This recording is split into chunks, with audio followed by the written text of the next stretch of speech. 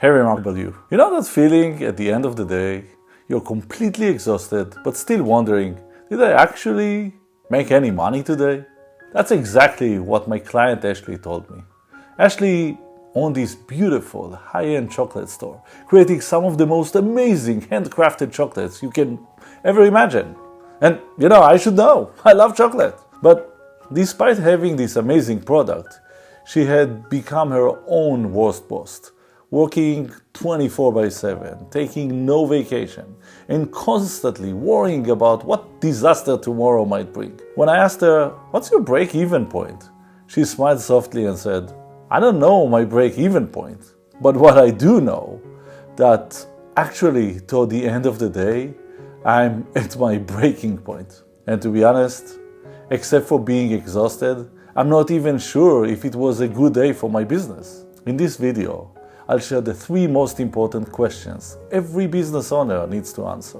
You see, these questions can be the difference between having a successful business that supports you and supports your family, or just another job where you're the worst boss you've ever had. If you're new here, I'm Amir, and for the last 30 years, I've helped more than 1,000 individuals and businesses achieve remarkable growth. Let me share what happened when Ashley and I sat together. Break-even is a simple concept, I told her. It's based on 3 questions.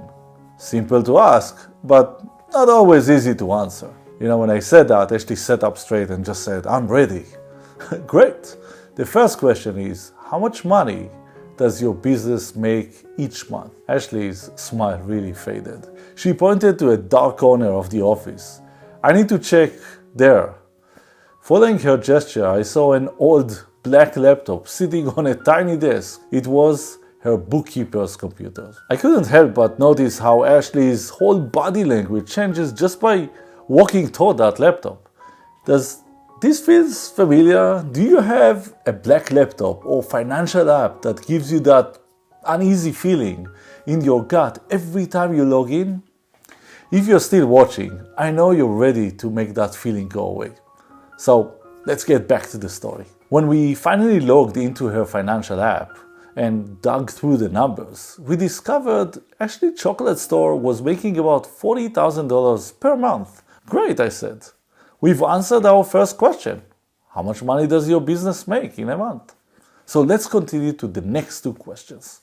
The second question is, how much money does your business spend on fixed costs each month?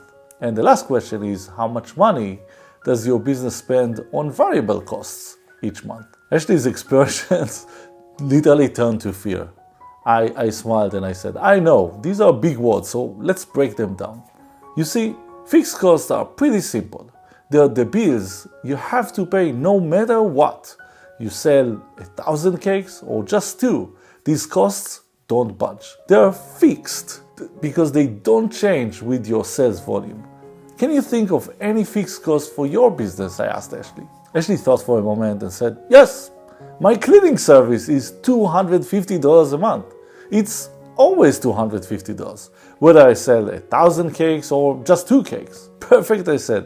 "What else?" Together, we identified more. Rent, monthly insurance, flower services, phone bills, and salary for full-time employees. Think about your business. Do you know your total fixed costs?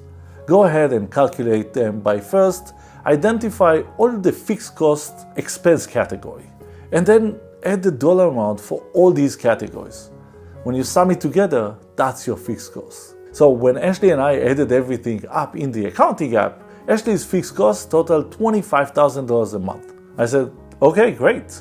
So we've got the fixed cost figured out. But what about all those costs that go up and down depending on how busy you are?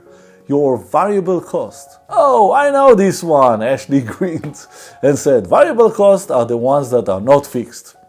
I remember both of us laughing back then. "Well, you're not wrong," I smiled. "But let's get more specific. Variable costs change based on how much business you do." You see, I pointed out to one of her display cakes, this gorgeous Black Forest chocolate creation, and said, let's use this one as an example. To make this cake, you need sugar, you need eggs, cocoa beans, and other ingredients. If you make one cake, your cocoa beans might cost $1.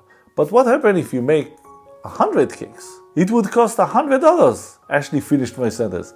Because I need more ingredients for more cakes. Right. And what else varies with sales volume? Ashley had to think a little bit, and then she said, the boxes and the ribbons for packaging, our handwriting cards, and even shipping costs. They all change depending on how many cakes we sell. That's brilliant, Ashley. After several coaching sessions, we determined that Ashley's average item sells for $50 and costs about $20 to make on average. Now we can calculate your break-even point. Your break-even point is the point where your total revenue equals your total cost. No profit, no loss. I drew a simple chart showing how revenue increased with sales, variable costs rise in parallel, and fixed costs kind of like remain fixed, remain constant. I think I get it, Ashley said, leaning forward. If I know my break-even point, I'll know exactly how many units I need to sell to start making profit. That's great. So let's plug in your store numbers, I said, grabbing a pen and a paper. First, we know your fixed cost. They are $25,000 per month. And on average, you make $50 per item, but it costs you $20 to make that item. So your profit margin is $30 per item. I said, let's play with some real numbers here. Say you only sell about 100 items or 100 cakes in a month. Your revenue would be $5,000, 100 times $50, and your variable cost would be $2,000, 100 items times $20. Your fixed costs are still $25,000. So when we calculate 5,000 minus 2,000 minus 25,000, we get a negative $22,000. With only 100 items, your store will lose $22,000. Ashley's eyes widen. But wait, here's the fun part. What happens if you sell 1,000 units? $50 times 1,000, it's $50,000 in revenue. $20 times 1,000, it's $20,000 in variable cost. And you still have the $25,000 fixed cost.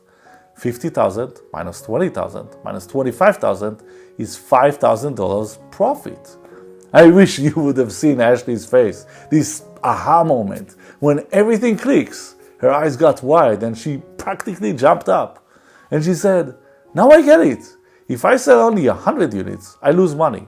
But if I sell 1,000 units, I make $5,000 in profit. But what's your actual break-even point? Knowing that will make your life so much easier. You'll know exactly how many units you need to sell to make a profit in any given month. So we walk through the calculation. Here's the formula that I love to use. We take your fixed cost and divide them by what you make on each sales after the cost of making it. That's your break-even point. Let me show you exactly how this works. So your break-even point equal to your fixed cost divided by sales price per unit minus variable costs per unit. So in our case, 25,000 divided by 50 minus $20 equals 833 units. Ashley couldn't speak. She said, I need to sell 833 units to break even. Yes. And what happens after that, I asked. She thought for a moment. After 833 units, my fixed costs are covered. So for every additional unit, I'm only paying the $20 variable cost, but getting $50 in return. That's $30 profit per unit. I couldn't help but smile. That's it. You no longer have the business controlling you. Now you can control it. You know what really makes all this coaching work worthwhile for me? Is just seeing that transformation, the transformation of understanding what your business needs to do to make you profit. When I met Ashley next time, she was a completely different person. So much confidence. I've loved making chocolate, she told me, but now I love running my chocolate business too. Instead of dreading that black laptop, I check my numbers daily. When I pass 833 units, I actually celebrate because I know exactly what every sale after that means for my future and for my family. That's the power of understanding your break-even point. It transforms your anxiety into confidence and guesswork into strategy, like what happens when you raise prices. What happens when you sell more? So I'm curious, do you know your business break-even point? Because let me tell you, once you figure out this number, it completely changes how you look at your business. If you want to learn how to lower your break-even point and start making profits faster, I'd love to work with you. Sign up for my business coaching introductory session using the link below, and I hope to see you. Think about it. How would your life change if you started making profits sooner? What would you do with more control and more freedom? Together, we can make it a reality. Until next time, remember, you have the power to create something remarkable. Keep pushing forward, keep growing, and most importantly, keep believing in your own vision and in your business vision. May you have a remarkable life.